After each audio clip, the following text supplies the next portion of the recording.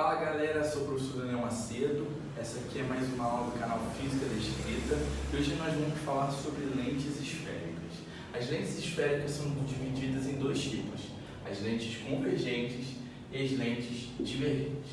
A lente convergente, ela tem como característica ter as bordas finas, então uma lente, ela vai ter aqui duas bordas e as pontinhas das bordas são finas. Então assim eu consigo caracterizar uma lente convergente.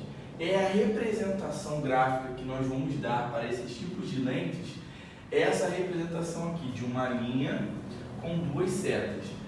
As setas elas estão saindo justamente pela ideia de que as pontas são mais finas do que o meio.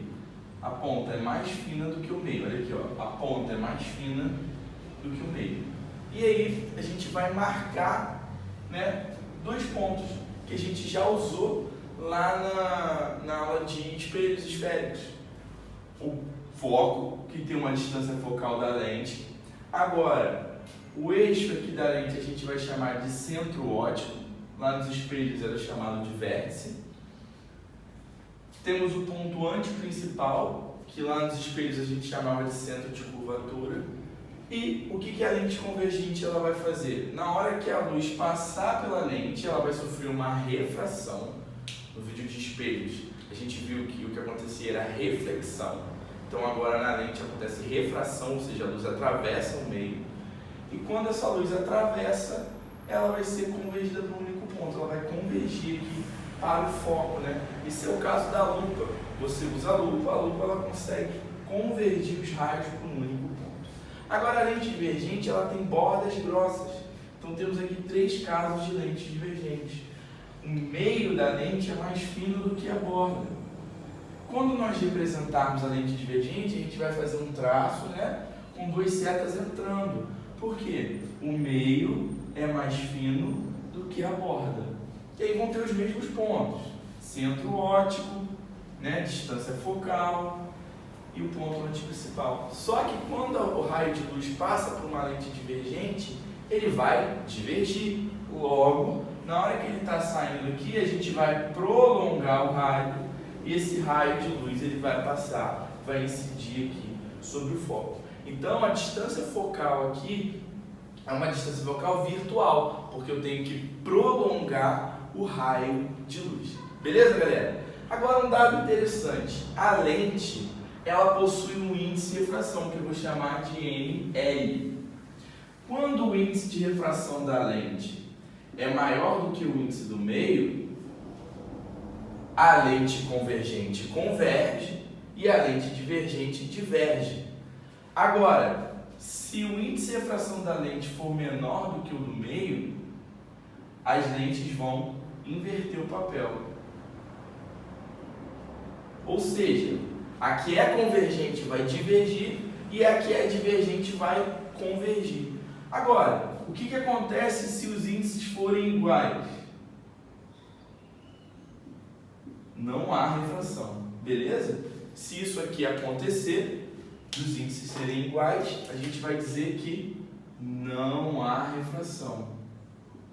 A luz não vai sofrer desvio, porque o índice de refração é o mesmo. Tranquilo, galera? Aí a gente vai ver agora a formação gráfica das imagens. A gente vai se basear naqueles quatro mesmos raios notáveis dos espelhos esféricos. Entrou paralelo, saiu pelo foco. Entrou pelo foco, saiu paralelo. Entrou pelo vértice, saiu pelo vértice. Entrou pelo antiprincipal, saiu pelo antiprincipal. Só que agora o vértice pra gente é o raio de centro óptico, beleza? Só que nesse caso aqui a gente não está falando de reflexão, a gente está falando de refração. A lente divergente ela é muito parecida com a formação de imagem do espelho convexo. Ela só tem um caso. Então, como é que isso funciona? Tenho aqui o objeto, desenho um raio que entra paralelo e refrata, e diverge. O prolongamento desse raio passa pelo foco.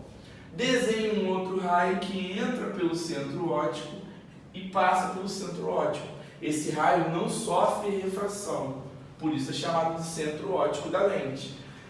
Quando eu pego aqui esse ponto esse é o ponto onde a imagem vai ser formada. No caso da lente, quando a imagem é formada do lado do objeto, ou seja, ela não está do outro lado da lente, a gente diz que essa é uma imagem virtual. Então essa imagem ela é virtual, direita e menor. A característica da imagem é igual ao espelho convexo. Agora, já o caso da lente convergente, nós temos 5 possíveis posições para o objeto. Primeiro, o objeto está depois do antiprincipal. Entra um raio paralelo, sai pelo foco refratado. Entra um raio pelo foco, sai paralelo aqui refratado. Então a imagem está sendo formada aqui do outro lado.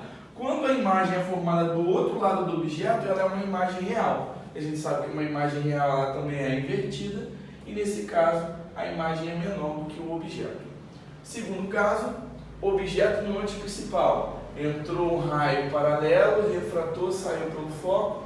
Entrou um raio pelo foco, refratou, saiu paralelo. A imagem vai ser formada também no antiprincipal. Essa também é uma imagem real, invertida, só que agora ela tem o mesmo tamanho. Então a gente está percebendo que a lente convergente tem os mesmos casos de imagem do espelho côncavo. Agora, terceiro caso, objeto entre o antiprincipal e o foco. Entrou paralelo, saiu pelo foco.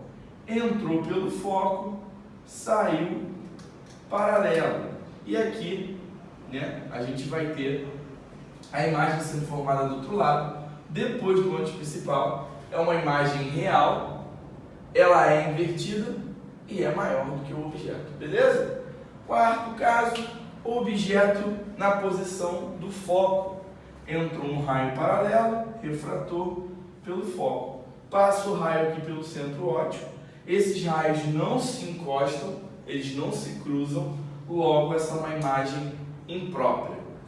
Quinto e último caso da lente convergente, objeto aqui entre o foco e o centro óptico.